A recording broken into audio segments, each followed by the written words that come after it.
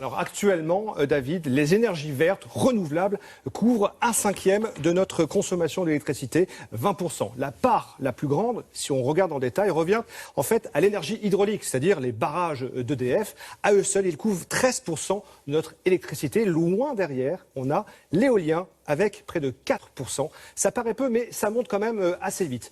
Les panneaux solaires sont à peine au-dessus de 1%, à peu près comme la biomasse. Vous savez, c'est le bois, les déchets ménagers. Alors, je vous propose maintenant de nous tourner vers les énergies fossiles, pétrole, charbon, gaz. Eh bien, cela représente 5% de notre électricité. Finalement, c'est assez peu quand on compare aux renouvelables.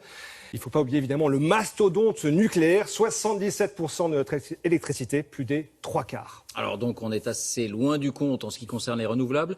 Quelles sont les sources les plus prometteuses parmi ces renouvelables pour l'avenir? Alors je vous propose de commencer par la première, l'hydraulique. En France, les grands barrages se trouvent tous dans les Alpes ou le long des fleuves. Ce sont ces points bleus ici sur la carte. Le problème, c'est qu'en fait, on exploite déjà la plupart des bons sites, les sites les plus adaptés. Donc en ajoutant quelques installations à droite, à gauche, on arriverait maximum à 15% de notre électricité avec l'hydraulique. Donc de ce côté-là, on peut dire que finalement, le potentiel est très très limité. C'est tout le contraire avec l'éolien. L'éolien, c'est vraiment le principal gisement. Dans 15 ans, David, on peut tabler sur à peu près 18% de notre électricité produite par les éoliennes, qu'elles soient à terre ou en mer. Le souci, c'est que, on le sait, les éoliennes, elles tournent quand il y a du vent, donc elles ne tournent pas tout le temps. Et en France, le rendement moyen d'une éolienne est de 23%. C'est-à-dire qu'elle produit en fait comme si elle tournait à plein régime seulement 23% du temps. Donc il faut en implanter beaucoup et un peu partout pour que vraiment ça produise. Et en France, on le sait, il y a quand même pas mal de résistance. Bien. Et le solaire? Alors le solaire, lui, décolle vraiment depuis, on va dire, 5 ans, David. Les techniques, c'est vrai, s'améliorent. En 2030, les panneaux pourraient fournir facilement 6% de notre électricité. Mais là encore, vous le savez comme moi, le soleil ne brille pas toujours. Il y a les nuits, puis il y a la météo. Donc le rendement est seulement de 14%. En fait, le principal défi des renouvelables, c'est leur intermittence. Est-ce qu'on va C'est un pays qui a fait de la pureté de son air et de ses paysages une fierté et un slogan 100% pur. Bienvenue en Nouvelle-Zélande, bienvenue au pays de l'énergie propre. De l'énergie hydraulique, éolienne, solaire ou géothermique. Comme ici à des kilomètres à la ronde, la fumée de la centrale est visible. C'est de la vapeur géothermique, propre et naturelle, qui permet à des millions de Néo-Zélandais d'avoir de l'électricité 100% verte.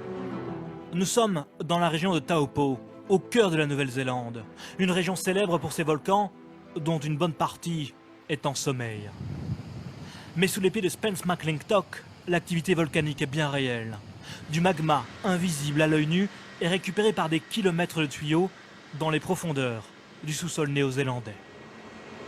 À 2000 mètres sous nos pieds, il y a des fluides à 310 degrés que nous allons directement pomper grâce à notre système géothermique.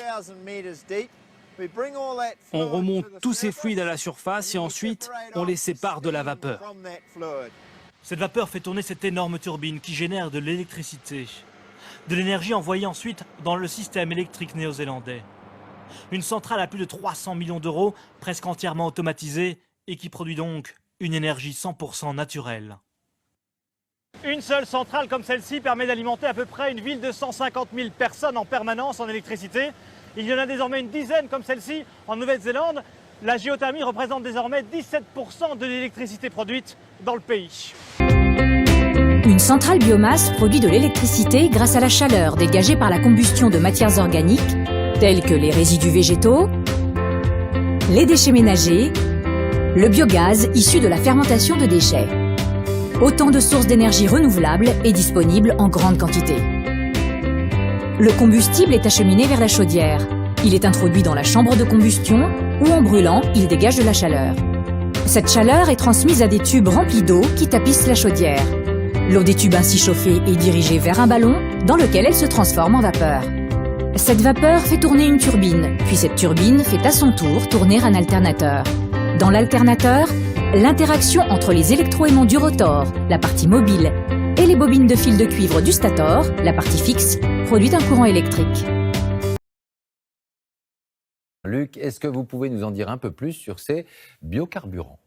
Oui, Laurent, on en trouve à la pompe pour les véhicules diesel. Il s'agit du biodiesel fabriqué à partir de plantes contenant de l'huile comme le colza, le tournesol et la très décriée huile de palme. C'est incorporé dans le mélange à hauteur de 7% environ. Alors on en trouve aussi pour les voitures à essence. Cette fois, c'est de l'alcool fabriqué à base de betterave, de blé ou de maïs. Vous en avez 5% dans le samplon, qu'il soit 95 ou 98, 10% dans celui qu'on appelle E10 et jusqu'à 85% pour le 85. Mais là, attention, il faut une voiture spécialement équipée. Alors Luc, on les dit bio, mais est-ce qu'ils sont vraiment écologiques, ces biocarburants ? Bien, à la sortie du pot d'échappement, on peut dire qu'il y a moins de rejet de CO2. C'est un carburant qui est moins performant, on en consomme donc moins, mais finalement, à l'arrivée, le bilan est le même. Et quand on regarde le cycle de production de la culture de la plante, son transport jusqu'à son utilisation dans nos réservoirs, là, le bilan est négatif. La culture de l'huile de palme en tête, car souvent, ça signifie une grosse déforestation. Évidemment, le bilan écologique est très mauvais et ce n'est pas beaucoup mieux dans nos champs quand il s'agit, par exemple, de pesticides ou d'engrais. Ça n'arrange rien non plus. Merci Luc.